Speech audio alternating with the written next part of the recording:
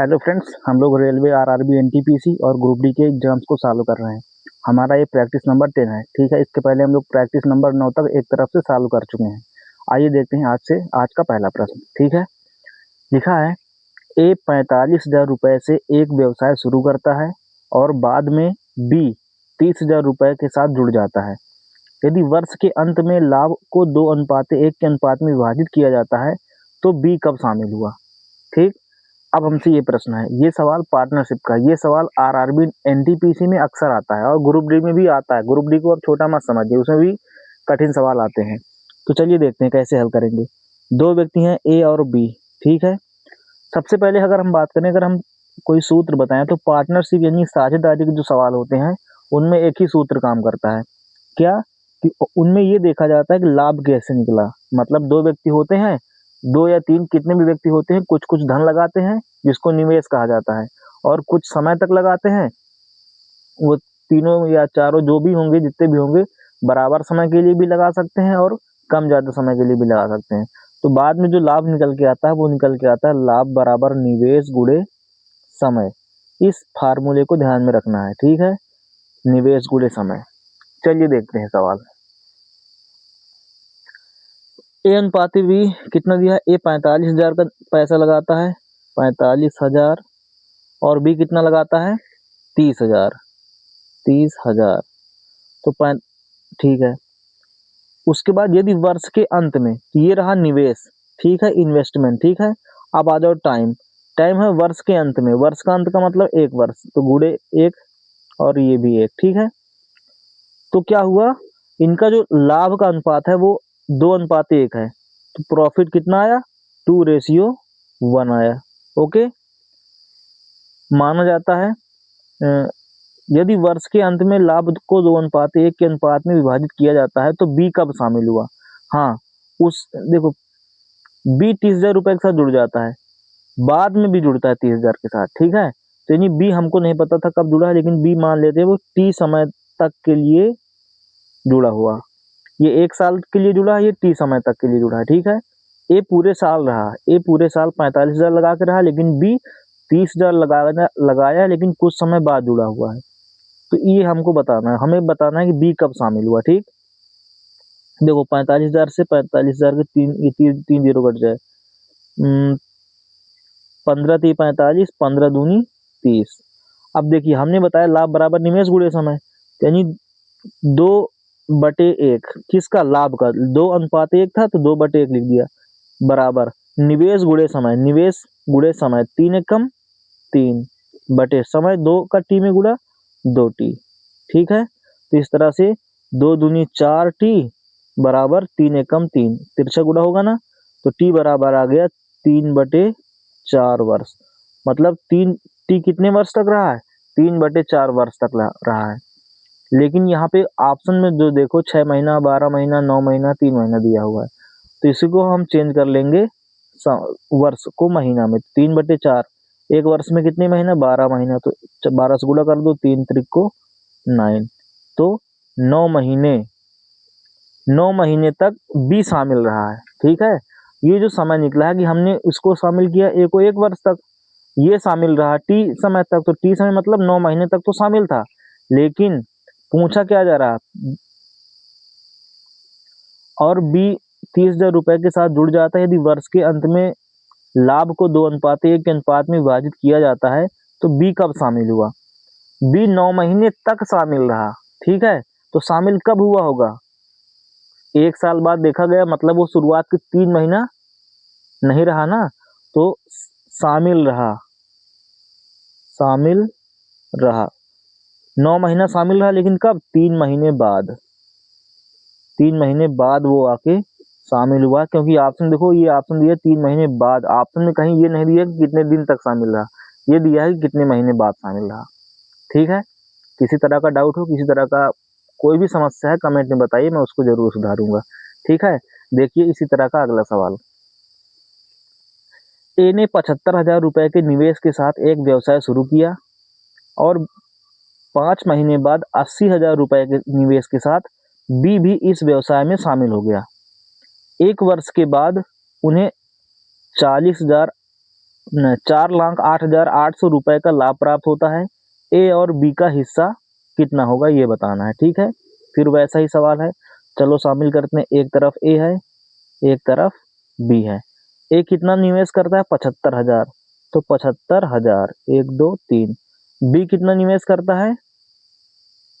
और 5 महीने बाद बी शामिल करता है 80,000, 1 2 3, ठीक है। 5 महीने बाद बी 80,000 रुपए निवेश करके शामिल हो जाता है।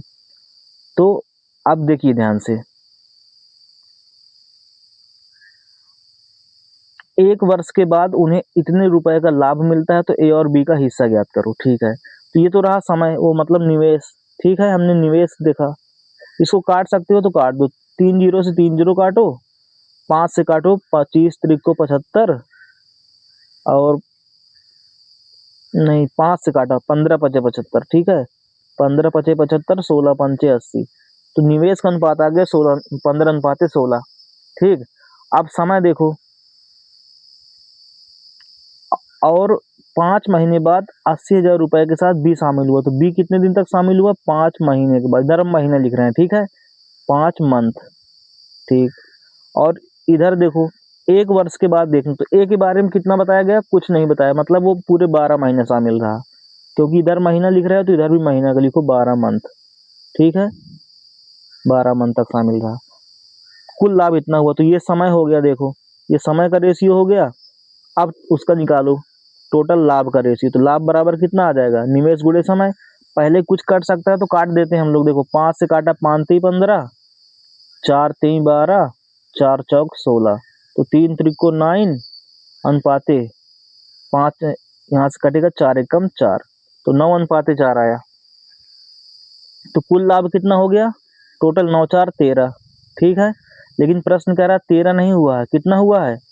इतना, 408,800, कितना हुआ? गुणा भाग करो, 13 3 39, 39 1 40, 1 मतलब 13, 13 एकम 13, 5 18, 13 3 39, 1 40, 1 मतलब 13, ठीक है, 13 एकम 13 एकम 13। कहीं गलत हुआ है, फिर से एक बार देख लेते हैं। देखो, ए ने 75,000 रुपए के निवेश के साथ एक व्यवसाय शुरू किया, ठीक है। 5 महीने बाद 80,000 रुपए निवेश के साथ बी भी इसमें शामिल हो गया, तो बी 5 महीने बाद शामिल हुआ है, यहाँ पे गलती हुई है, ठीक है। हमको ये दिखाना है कि बी कितने दिन तक शामिल हुआ। यहाँ पे जो समय लिखा जाता है वो ये लिखा जाता है कि कितने दिन तक कोई व्यक्ति शामिल हुआ है। ये 5 महीने बाद शामिल हुआ है। ये गलती अगर आपसे भी होती है तो इसको देखिए, यहाँ पे गलती हुई है, तो ये बात समझने वाला पॉइंट बन गया कि ये गलती ना होने पाए। कहा रहा कि 5 महीने बाद शामिल हुआ है, तो इसका मतलब शुरू के 5 महीने नहीं था, तो रहा कितना? लास्ट के 7 महीना।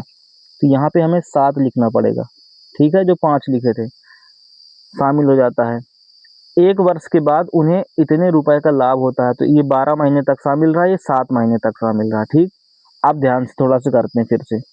तो हमने देखो काटा था, ये 15 नहीं कटेगा, ठीक, 3 इसी तरह नहीं है, 4 3 12, 4 चौक 16, तो 15 3 45, कितना आएगा यहाँ पे? 45, ठीक है। और 7 चौक 28, 7 चौक 28, तो ये वाला जो ऊपर का था ये नहीं था, ठीक। हो जाता है मिस्टेक, इसी मिस्टेक से आपको समझ में भी आ गया कि गलती क्या हो सकती थी इन सवालों में। तो 45 अनुपाती 28, और कटेगा क्या? 3 से नहीं कटेगा, कटेगा ही नहीं, ठीक है। तो ये कुल कितना हो जाएगा? कुल हो जाएगा 8 5 13, 4 2 6 1 7, 73। लेकिन कुल लाभ कितना मिल रहा है? 73 नहीं मिल रहा है, इतना मिल रहा है, 408,800। 73 से भाग करना पड़ेगा, तो जल्दी से भाग देख लेते हैं इधर, ठीक है। दिख रहा है आपको? नहीं दिख रहा, दिखेगा आप देखो, 73 से भाग कर लेते हैं, तो 73 भागे 408,800, ठीक है। तो भाग करो, 73 7 का 7, 7 पना 35, 5 बार जाएगा, 5 3 15, 5 7 35, 1 36, 8 से 5 गए 3, 10 से 6 गए 4, कट गया। अगला 8 उतारा, 7 चौक 28, 7 छंग 42, 6 बार जाएगा, 36 18, अच्छा 7 42, 1 43, ये पूरा से पूरा कट गया, ठीक। कितने अक्षर बचे? 2, तो 2 जीरो ऑटोमेटिक आ जाएंगे। ठीक है, तो 5600 बार गुणा, मतलब 73 का 5600 बार जा रहा। तो उसी तरीके अब पूछ क्या रहा, ए और बी का हिस्सा पूछ रहा। ठीक है, तो ए और बी का हिस्सा बता दो। तो ए का हिस्सा भी इसी तरीके कितना हो जाएगा, 45 ना होकर के 5600 गुना ज़्यादा हो जाएगा, और बी का हिस्सा भी 28 ना होकर के 5600 गुना ज़्यादा हो जाएगा। तो गुणा कर लेते हैं जल्दी से। देखो हम गुणा करते हैं। ठीक है, इससे गुणा कर रहे हैं। 6 पंचे 30, 6 चौक 24, 3 27, 5 पचे 25, 5 चौको 20, 2 22। ठीक, 0 7 5 12, 2 2 4 1 5 2, और डबल जीरो वैसे डबल जीरो उसी तरह। देखिए, तो हमने इसको गुणा किया 5600 में, तो इतना है 2 कितना 25 20 डबल जीरो। तो यहीं पर से हम लोग, आप चाहो तो देख सकते हो, आंसर मिला सकते हो। 25 20 डबल जीरो कहीं दिख रहा, 25 20 डबल जीरो कहीं नहीं दिख रहा, तो ऑप्शन नंबर ए सही हो जाएगा। ठीक है, बी का मान भी निकालना चाहो जल्दी से निकाल दो। 6 अठे 48, 6 दूनी 12 4 16, 5 अठे 40, 5 दूनी 10 4 14, तो 8 6 5 1, और डबल जीरो उसी तरह, तो 15 68 डबल जीरो, 15 68 डबल जीरो। तो इस तरह से हमारे प्रश्न का आंसर हो गया। ठीक है, आई होप समझ में आया होगा। ठीक, देख लीजिए, इस तरह से हमने सवाल को हल कर दिया। बढ़ते हैं हम लोग अगले सवाल की ओर। ठीक है, सवाल क्या है ये देखो, ये सवाल है। ठीक, थोड़ा सा अगर मैं इसको,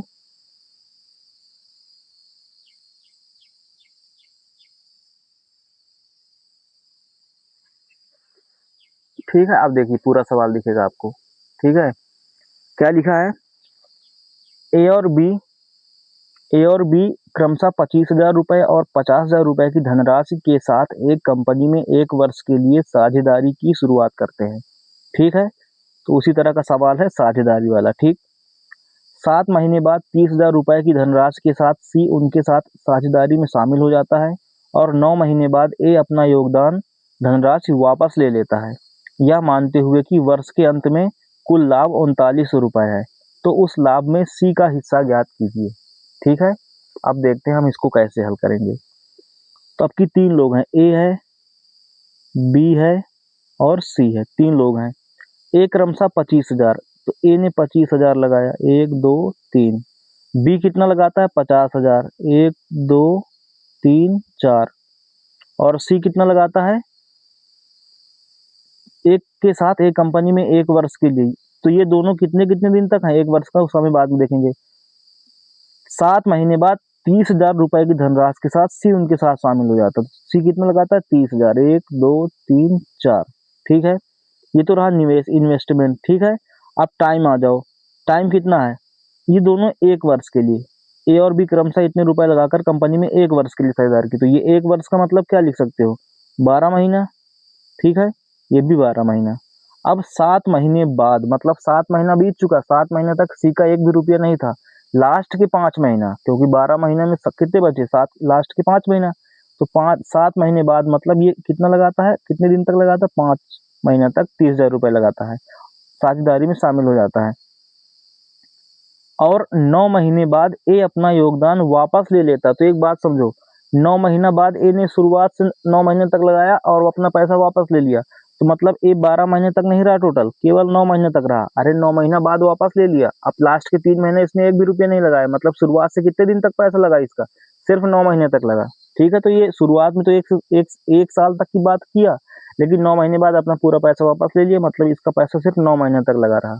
ठीक है, ए अपना योगदान वापस ले लेता है। यह बी के बारे में ऐसा कुछ भी नहीं कहा गया कि न कि बी ने कुछ लगाया या फिर कुछ हटाया। ठीक, तो बी के बारे में कोई भी चीज नहीं बताई गई। तो यहाँ से ये अब इसको कहा, कुल लाभ इतने रुपए है, तो हम लाभ निकालें। अब तो लाभ बराबर क्या होगा, निवेश गुणे समय। ठीक है, तो इनका हम लाभ निकालते हैं। तो अगर पहले ही कुछ काट सकते हो तो काट दो, 3 जीरो से 3 जीरो कटते गए, तीनों में कटने चाहिए। ठीक है, फिर से काटो, देखो 5 से काटो, 5 पचे 25, 5 दहम 50, 5 छक्का 30। ठीक है, अब 3 से काटो, 3 दूनी 6, 3 चौक 12, 3 त्रिको 9। ठीक, फिर से 5 से काटो, 5 एकम 5, 5 दूनी 10, 5 एकम 5, तो अनुपात कितना आएगा 3 अनुपाते 2 चौको 8 अनुपाते 2 एकम 2, ये आया। अब इनका कुल लाभ निकालो, तो कुल लाभ कितना हो जाएगा, टोटल कितना होगा 8 2 10, 10 3 13, कितना आया कुल लाभ आ गया 13। लेकिन कह रहा 13 नहीं है, कितना है कुल लाभ 3900 है, 3900 कितने गुना ज़्यादा 300 गुना ज़्यादा। तो उसी तरीके सी का जो लाभ है वो भी कितना है, सी का लाभ कितना है, ये ए का, ये बी का, ये सी का, तो सी का लाभ भी 2 नहीं है, कितना है 300 गुना ज़्यादा, 300 दूनी 600, 600 रुपये सी को लाभ के रूप में प्राप्त होंगे, क्योंकि सी ने सिर्फ 5 महीना तक पैसा लगाया था, शुरुआत के 7 महीने नहीं रहा, वो बाद में आया है। ठीक है, इस तरह से इस सवाल का आंसर होगा। कौन सा ऑप्शन है, ऑप्शन नंबर सी हो जाएगा। ठीक है, बढ़ते हैं अगले सवाल की तरफ। अगला सवाल देखिए, लिखा है 3 साझेदारों एक्स वाई और जेड। तो आपकी 3 साझेदार फिर से हैं। ठीक है, कौन कौन है, एक तरफ एक्स है, फिर वाई है, फिर जेड है। 3 साझेदारों एक्स वाई जेड ने क्रमशः 40,000, तो इन्वेस्टमेंट हम लिख रहे हैं। ठीक है, 40,000। ठीक, दूसरा 38,000, 38,000, तीसरा 30,000, क्रमशः दिया तो क्रमशः का मतलब एक्स फिर वाई फिर जेड, 30,000 का निवेश करके अपना व्यवसाय शुरू किया। 6 महीने बाद एक्स और जेड ने क्रमशः 20,000 रुपये और 15,000 रुपये का अतिरिक्त निवेश किया। अच्छा, जबकि वाई ने 8,000 रुपये निकाल लिए। ठीक है, मतलब 6 महीना बाद एक्स ने और जेड ने कुछ पैसा और लगाया है। मतलब जो शुरुआत का पैसा लगा है एक्स और जेड का, वो 6 महीने तक के लिए लगा था। 40,000 लगा था वो 6 महीने तक के लिए, जेड का भी 40,000 लगा था, वो 6 महीने तक के लिए लगा था। समय हो गया गुणे में। ठीक है, गुणा क्यों कर रहे हैं पता है ना, क्योंकि हमको पता है लाभ बराबर निवेश गुणे समय, तो निवेश में समय से गुणा ही होगा। ठीक है, इसलिए गुणा किया जा रहा है। तो चलिए आगे देखो, अब क्या हुआ कि 6 महीना बाद एक्स ने और जेड ने 20,000 रुपये और 15,000 रुपये का अतिरिक्त निवेश किया। तो वर्ष के अंत में, तो देखिए अब फिर से 6 महीना, लास्ट के जो 6 महीना बचे हैं उसने 20,000 और लगा दिए, मतलब 40,000 पहले से था, 20,000 और लगा दिए, मतलब अब 60,000 रुपये लग चुका है। अब वो 6 महीने तक चलेगा अगले। जेड ने क्या किया, कितना लगाया 15,000 रुपये लगाया है, तो 30 पहले से था, 15 लगा करके उसका बन गया 45,000। अब 45,000 का ब्याज मतलब निवेश चलेगा 6 महीने तक, नेक्स्ट 6 महीने तक। ठीक, अब देखो अब यहाँ पे क्या हुआ था, जबकि वाई ने 8,000 रुपये निकाल लिए, तो इसका भी 6 महीने तक पैसा 38,000 लगा रहा, लेकिन अगले 6 महीना इसने, अगले 6 महीने नहीं, अगले 6 महीने बाद इसने 8,000 रुपये निकाल दिए। तो अब कितने बचे इसके, अब बचे केवल 30,000, 30,000 तो बचे।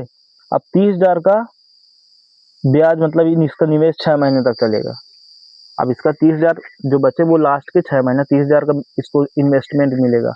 ठीक है, प्रॉफिट मिलेगा। तो इन सबको अब लाभ गुणे निवेश, मतलब निवेश गुणे समय, निवेश गुणे समय कर दिया हमने, तो इसका टोटल लाभ निकालो। तो देखो हम इन दोनों से, आप कोई भी तरीका अपनाओ। ठीक है, बहुत सारे तरीके हो सकते हैं, हम जल्दी से इन दोनों में 6 कॉमन ले करके देखो, 6 गुणे 40,000 और 60,000 कितना हो गया, 1 2 3 4 60,000, 1 2 3 40,000, तो 60,000 40,000 कितना हो गया 1,00,000, 1 2 3 4 5। ठीक, अनुपाते इसमें भी 6 कॉमन ले लो, गुणे 38,000 30,000 जोड़ोगे कितना आएगा 8 3 3 6, तो 68,000 1 2 3। ठीक, आगे इनमें भी 6 कॉमन ले लो, गुणे 30,000 45,000, 45 3 75,000, कितना हो गया 75,000। बस 6 से 6 कट रहा तो काटते जाओ, और भी कुछ कटेगा, 1000 कटेगा, मतलब 3 जीरो कटेगा, 3 जीरो काट दिया, तो यहाँ बचा अभी और कुछ कटेगा, चलिए काटेंगे अभी, चलो काट दो। 50 बार में 100 कट गया, 2 से 2 तिहाई 6, 2 चौको 8, ये कट गया, 2 से नहीं कट रहा था, चलिए कोई बात नहीं। देखो 100 बचा। ठीक है, अनुपाते 68 अनुपाते 75 ये बचा। इनका कुल अभी कुछ कट नहीं रहा आपस में, तो इनको जोड़ लो, जोड़ने से कितना आएगा, 8 5 13 और 7 6 13, 1 14, 1 1, 8 5 13 की 3, 6 7 13, 1 14 की 4, 1 सही है। नहीं नहीं 1 1 2 हो जाएगा फिर 243। कितना बन गया, 243। लेकिन कह रहा लाभ अंत में कितना प्राप्त हुआ है, 38,880, 38,880। ठीक, कितने गुना ज्यादा है, भाग करके ही पता चलेगा। तो जल्दी से हम लोग 243 का भाग करते हैं 38,880 में। 38,880 कितनी बार जाएगा, एक बार। दो त्याई वो कितनी बार जाएगा, एक बार। 243 से कम 243, 8 से 3 गया 5, 8 में 4 गया 4, 3 में 2 गया 1, फिर अगला अक्षर है 8। अब भाग करो, 2 सत्ते 14, 7 त्रिक 21, 7 चौक 28, 2 30, 7 दूनी 14, 6 बार जाएगा। ठीक है, तो 6 त्रिक 18, 6 चौक 24, 1 25, 6 दूनी 12, 12 2 14, कट गया पूरा। और एक जीरो था तो एक जीरो भी आ गया, तो 160 बार जाएगा। कितने गुना है, 160 गुना ज्यादा। तो उसी तरह अब पूछ रहा है कि y का हिस्सा कितने रुपए होगा। तो y कितना था, ये a है, x का है, ये y का है, ये z का है। तो y का हिस्सा बता दो कितना है, वो 68 नहीं है एग्जैक्टली, वो कितना होगा, 160 गुना ज्यादा। 0 16 अट्ठे 128, 16 छक्का 96, 96 12, 108। तो 108 मतलब 10,880 रुपए। ये इसका आंसर हो जाएगा। ऑप्शन नंबर डी सही है। ठीक है, ऑप्शन नंबर डी सही है। आई होप सवाल समझ में आया होगा।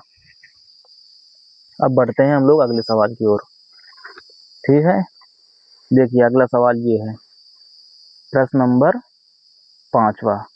ठीक, प्रश्न नंबर 5 देखिए क्या क्वेश्चन कहता है। 3 व्यक्ति ए बी और सी एक व्यवसाय में 2:3:5 के अनुपात में निवेश करते हैं।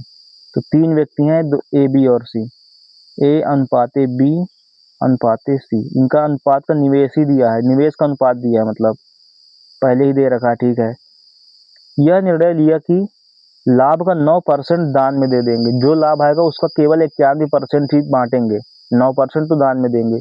ठीक है, यदि कुल लाभ इतने रुपए का हुआ, इसमें दान भी देंगे अभी। ठीक है, टोटल लाभ इतने का हुआ था, उसका 9% दान करेंगे। तो सी का हिस्सा लाभ वाला बताओ। इसमें कहीं समय का जिक्र नहीं है ना, तो हम समय को 1 मान के चलते हैं कि 1 साल तक या 1 महीना तक, या जो भी रहा हो, 1 1 करके। तो लाभ निकालो, 2 1 2, 3 1 3, 5 1 5।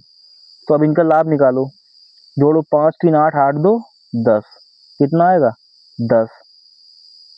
लेकिन जो लाभ है वो कह रहा 10 नहीं है, तो हम पहले लाभ बताओ जरा।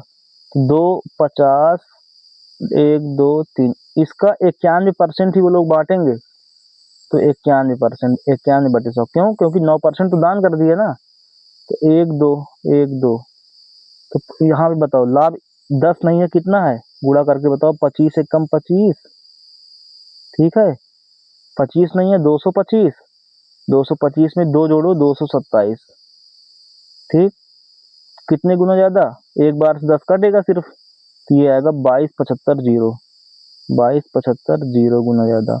इसलिए हमसे सी का हिस्सा पूछा, तो सी भी कितना हो जाएगा, 5 नहीं हो जाएगा, ये हो जाएगा 5 गुणे 22,750 बराबर। जल्दी से बताओ, 5 0 0, 5 50 25, 5 35 2 37, 5 दूनी 10 3 13, 5 दूनी 10 10 1 11, 111,750, 111, वो 113,750। ऑप्शन नंबर डी सही है, देख लो। ठीक है, ऑप्शन नंबर डी करेक्ट हो जाएगा।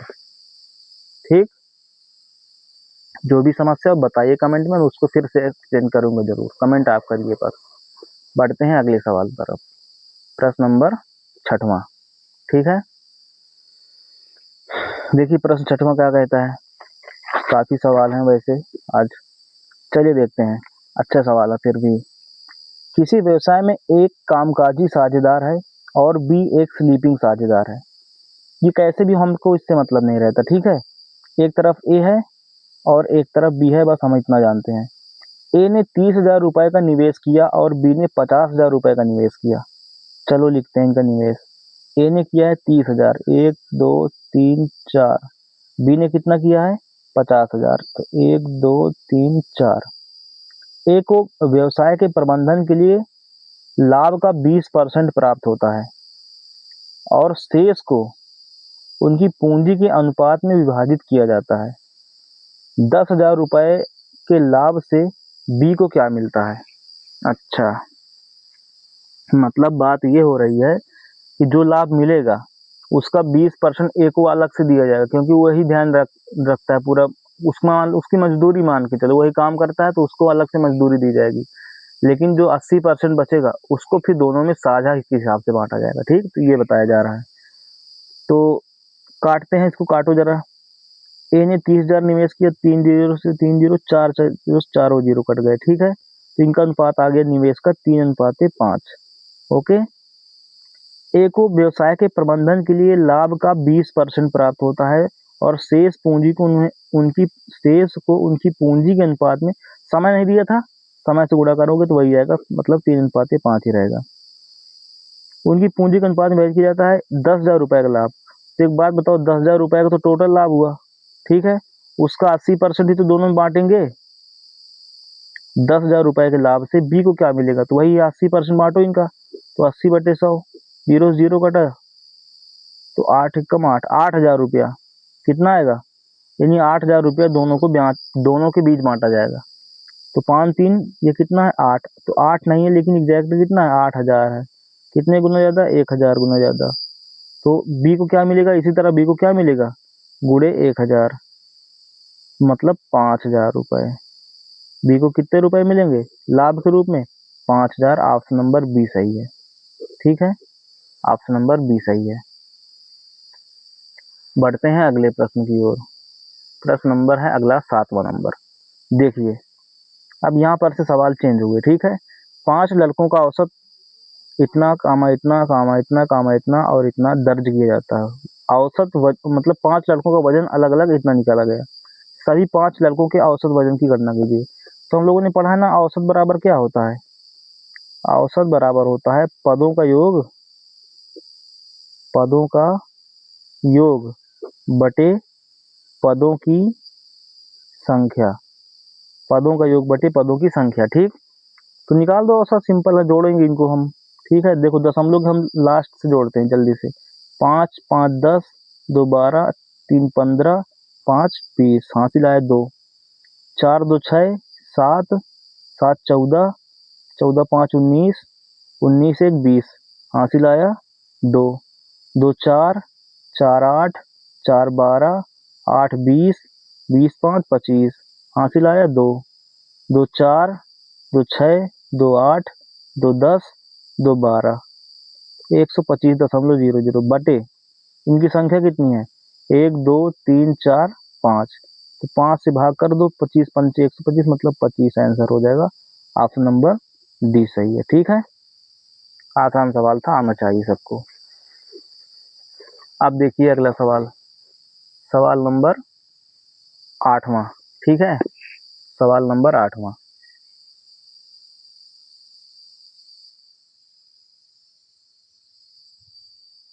देखिए 8वां प्रश्न लिखा है, यदि 3 5 10 और x का औसत 5 है, 8 12 15 x और y का औसत 9 है, तो x और y का मान कितना हो सकता है? देखिए आराम से आ जाएगा। 3 + 5 + 10 प्लस x का औसत 5 है, मतलब इनकी बटे संख्या करेंगे तो बराबर 5 आएगा। इनकी संख्या कितनी है? 1 2 3 4, 4। तो यहाँ जल्दी बताओ, 10 5 15, 3 18, प्लस x बराबर 4 पंचे 20, x बराबर कितना आ गया? 2। x बराबर कितना आ गया? 2। अब आओ इधर, इनका औसत कितना है? 8 + 12 + 15 + x + y बटे 1 2 3 4 5, 5। कितना औसत है? 9। तो 12 8 20, 10 30, 5 35, प्लस x + y बराबर 45। तो x + y बराबर कितना आ गया? 10। तो यहाँ से x की वैल्यू रख दो, 2 जो पहले आई है, तो y बराबर कितना आ जाएगा? 8। ठीक है, तो x का मान 2 आ गया, y का मान कितना आ गया? 8। ऑप्शन नंबर डी सही है। ठीक, अरे यहाँ से हमने x की वैल्यू 2 रख दी है ना, देखो 2 प्लस y बराबर 10, तो y बराबर 10 माइनस 2 मतलब 8। ठीक, अगला सवाल, प्रथम 9 अभाज्य संख्याओं का औसत ज्ञात कीजिए। तो प्रथम 9 अभाज्य संख्याएं कौन कौन सी हो सकती हैं, देखो हो सकती हैं, क्या होती कौन कौन सी हैं, 2, 3, 5, 7, 11, 13, 17, कितनी हो गई, 1, 2, 3, 4, 5, 6, 7, 19 और 19 के बाद 23, 1, 2, 3, 4, 5, 6, 7, 8, 9, 9 संख्या हो गई, 1, 2, 3, 4, 5, 6, 7, 8, 9, इनका औसत पूछ रहा है। पहले जोड़ो इनको, 2, 3, 5, 5, 10, 7, 17, 1, 18, 3, 21, 7, 28, 9, 37, 3, 40, हासिल आया 4, 4, 2, 6, 1, 7, 1, 8, 1, 9, 1, 10, 10। ठीक, बटे 9 संख्या है तो बटे 9 से भाग करेंगे, 9 एकम 9, 1, 9 एकम 9, 1, 11 सही 1 बटे 9, ऑप्शन नंबर डी सही है। ठीक, देखिए अगला सवाल, पहली 6 सम संख्याओं का औसत ज्ञात करो। पहली 6 मतलब शुरू से 6, शुरू से 6 मतलब 2 से, है ना, 2, 4, 6, 8, 10, 12, 1, 2, 3, 4, 5, 6, जोड़ो जल्दी से, इनका औसत भी निकालना पड़ेगा, 4, 2, 6, 6, 12, 8, 20, 2, 22, 2, 2, 4, ठीक, 42 बटे 6 से, 6 संख्याएं हैं 6 से भाग करेंगे, 6 सत्ते 42, ऑप्शन नंबर डी। ठीक, अगला प्रश्न 11वां, प्रथम 4 अभाज्य संख्याओं और प्रथम 4 भाज्य संख्याओं के औसत का अनुपात बताओ। तो प्रथम 4 अभाज्य संख्या कौन कौन सी हैं, 2 प्लस 3 प्लस 5 प्लस 7 बटे, इनका औसत चाहिए तो 1, 2, 3, 4 बटे 4 अनुपाते प्रथम 4 भाज्य संख्या। तो भाज्य कहाँ से शुरू होंगी, पहली भाज्य संख्या कौन सी है, 4 है, एक ना भाज्य है ना भाज्य, 2 अभाज्य, 3 अभाज्य, 4, 4 प्लस 6 ये भी भाज्य है, 7 नहीं 8 है और 9 भी है, 9 भाज्य संख्या है ना, 3 से कटती है, बटे हमें यहाँ पे सम नहीं लेना, भाज्य संख्या लेना है, बटे में कितने 4 ये भी है 4, इनका अनुपात चाहिए था तो संख्याओं का योग बटे उनकी संख्या, संख्या योग बटे उनकी संख्या, ये औसत निकल आया।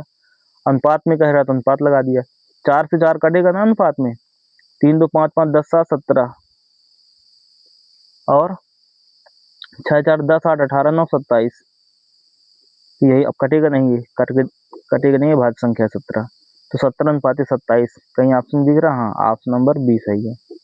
ठीक, इस तरह से स्टूडेंट्स आज हमने इतने सवालों को हल किया, नेक्स्ट सवाल हम लोग कल की वीडियो में हल करेंगे।